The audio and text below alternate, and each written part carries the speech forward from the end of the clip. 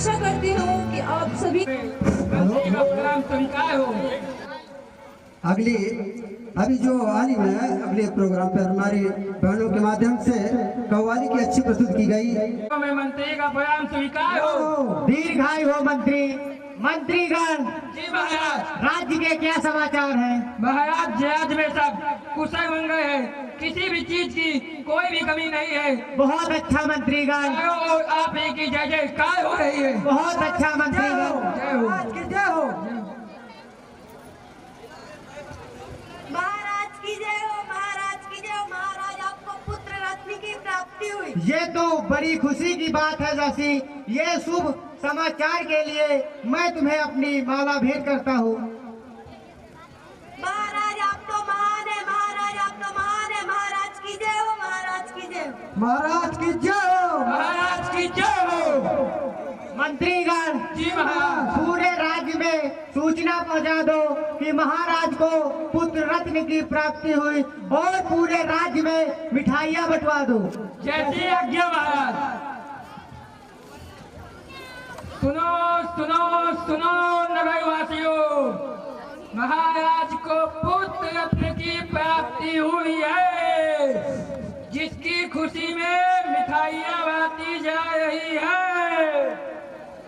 चिंटू पिंकू मिंटू, महाराज के यहाँ पुत्र रत्न की प्राप्ति हुई है, इसी खुशी में मिठाइयाँ बांटी जा रही है। सेनापति कहिए महामंत्री। महाराज की आज्ञा का पालन तो हो गया है। हाँ मंत्री, कुछ मिठाइयाँ बची हैं।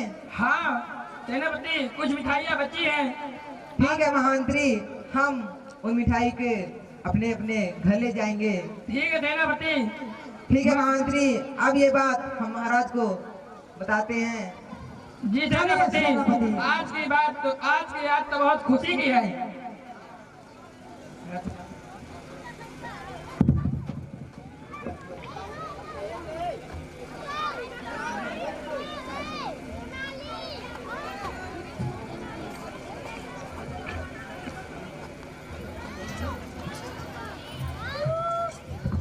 महाराज की जय हो, महाराज की जय हो। महाराज आपने जैसे आज्ञा दिया, आपकी आज्ञा का पालन हो गया। बहुत अच्छा मंत्रीगण।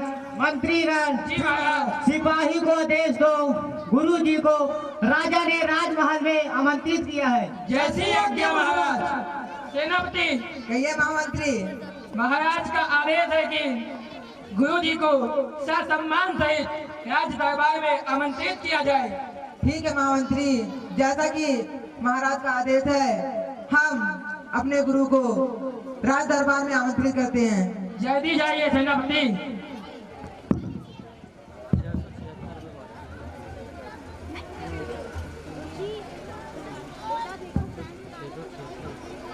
आपको अपने दरबार में किसी कार्यवश आमंत्रित किया है, इसलिए है हमारे गुरुदेव, आप हमारे साथ चलिए। ठीक है वत्स, हम चल रहे हैं तुम्हारे साथ।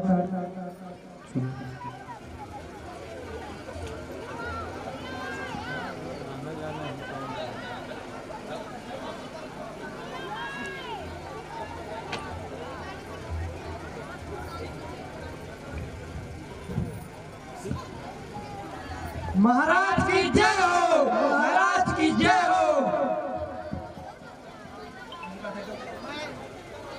मैं शुद्धोदन गुरु जी के चरणों में कोटि कोटि नमन करता हूँ। चिरंजीव भव राजन। गुरु जी स्थान ग्रहण कीजिए। ठीक है राजन। हाँ बोलो। कहो राजन, आपने हमें किस लिए बुलाया है? गुरु जी, मैंने अपने बेटे का भाग्य जानने के लिए बुलाया, और बताइए मेरे बेटे का भाग्य कैसा होगा। ठीक है राजन, आप अपने पुत्र को बुलाइए।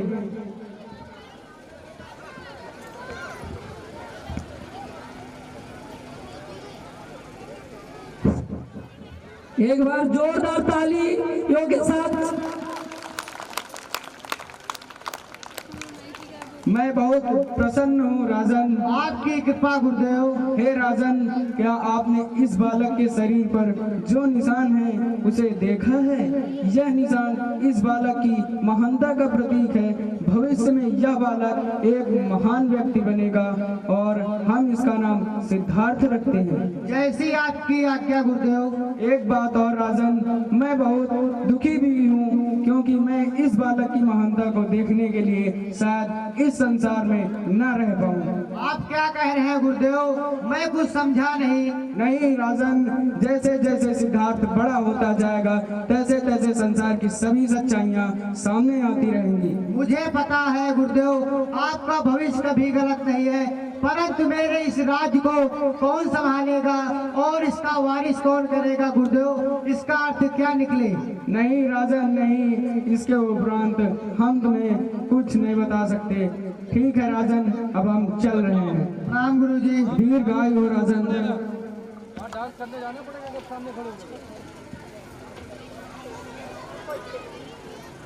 मुझे डर सा लगता है, मुझे डर सा लगता है, मुझे सिद्धार्थ की बहुत चिंता लगी रहती है।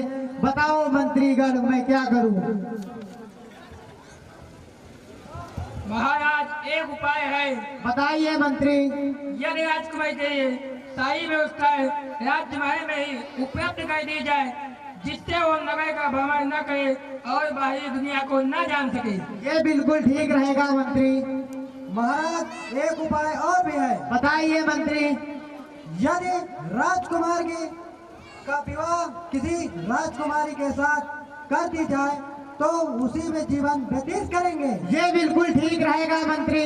पूरे राज्य को सजा दो और राजकुमार के लिए सुविधा व्यवस्थित की जाए। जैसी आज्ञा महाराज।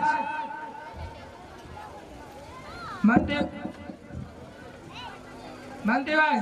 जी मंत्री बार। आओ राज दरबार को हम लोग अच्छे से सजाते हैं। सेनापति कहिए महामंत्री। आओ हम लोग राज दरबार को अच्छे से सजाते हैं। महाराज का आदेश है कि राजकुमारी के कोई भी कमी और किसी भी प्रकार का दुख न महसूस होने पाए। ठीक है महामंत्री, चलिए कार्य प्रारंभ करते हैं। सेनापति इधर भी फोन लगा दो, उधर भी लगा दो, कोई कमी नहीं होनी चाहिए। अरे छोटे मंत्री आप ही सजाइए, जल्दी होगा। जा रहा हूँ।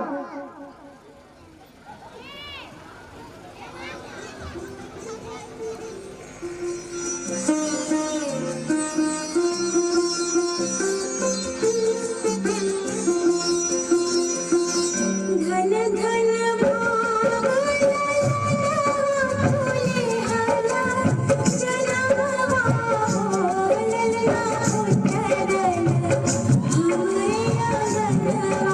गगन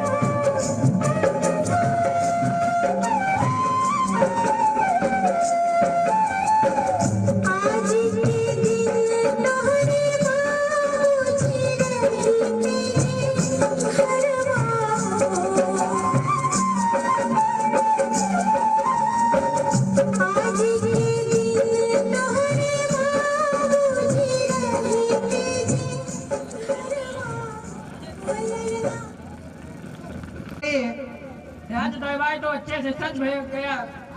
हाँ महामंत्री, अब हम चलकर ये बात महाराज को बता। आपके आज्ञा का पालन।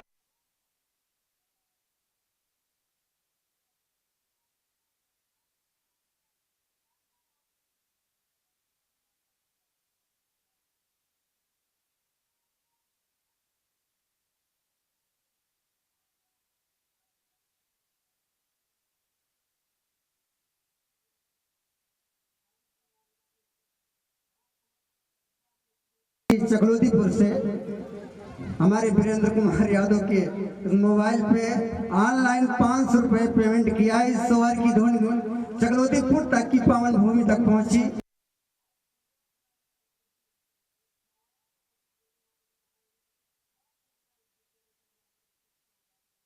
विद्यालय परिवार महाराज के लिए लाख लाख धन्यवाद। महाराज की जय हो, महाराज की जय हो। महाराज आपने जैसा आज्ञा दिया, आपकी आज्ञा का पालन हो गया। बहुत अच्छा मंत्रीगण।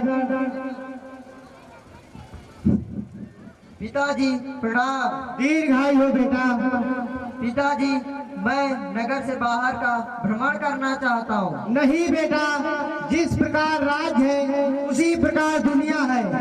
नहीं पिताजी, मेरा मन कह रहा है एक बार नगर से बाहर का भ्रमण करूं। यदि तुम भ्रमण करना चाहते हो तो मैं तुम्हारे साथ इन मंत्रियों को भेज रहा हूँ, ये तुम्हें भ्रमण करा देंगे। जैसी आपकी आज्ञा पिताजी। पिताजी, अब मैं चलता हूँ। दीर्घायु हो बेटा। सुनो मंत्रियों, राजकुमार को भ्रमण पर ले जाना है और उन्हें उसी रास्ते से ले जाना जिस रास्ते को अच्छे से सजाया गया हो। और पूरे राज्य में ढोलक पिटवा दो कि रास्ते में कोई लूला लंगड़ा बीमार व्यक्ति न आने पाए, जिससे कि राजकुमार को कोई तकलीफ हो। जैसी आज्ञा महाराज।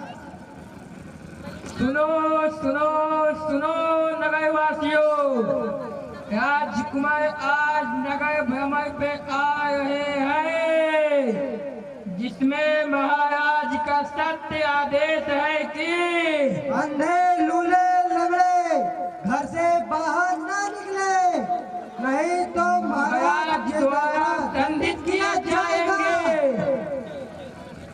मंत्रीवार। जी मंत्रीवार। राजा का आज्ञा का पालन हो गया है। चलो हम राजकुमार को नगर भ्रमण के लिए बुलाते हैं। चलिए मंत्रीवार।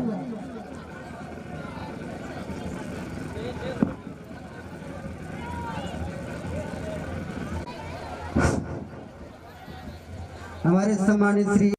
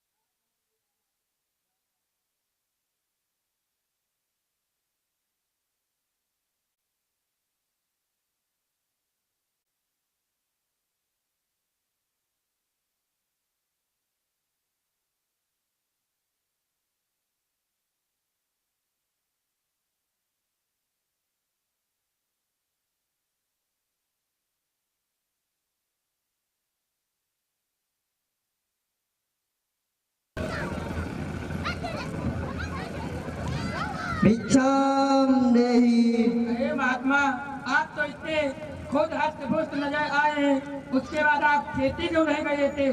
मैं भी आप लोगों की ही तरह एक किसान हूँ और मैं भी खेत जोतता हूँ, जिसे अपनी साधना एकाग्रता से सींचता हूँ और इससे ज्ञात धन, मैं धन रूपी धन सब जन जन में बांट रहा हूँ। ये फल खाने से क्या प्राप्त होता है महात्मा? इस फल को खाने से व्यक्ति अपने दुखों और कष्टों से मुक्त होता है और निवारण को प्राप्त होता है। हे महात्मा, मुझे भी अपना शिष्य स्वीकार करिए। मैं शिष्य नहीं बनाता, व्यक्ति स्वयं संग से जुड़ता है। तथा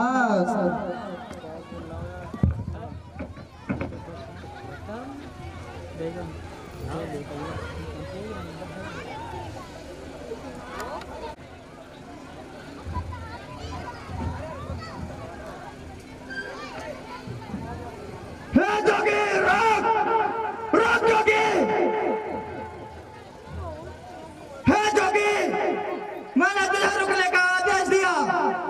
तेरी इतनी चेष्टा कि तू मेरे आदेश देने के बाद भी नहीं रुका। मैं तो बहुत पहले ही रुक गया, तुम ही नहीं रुके।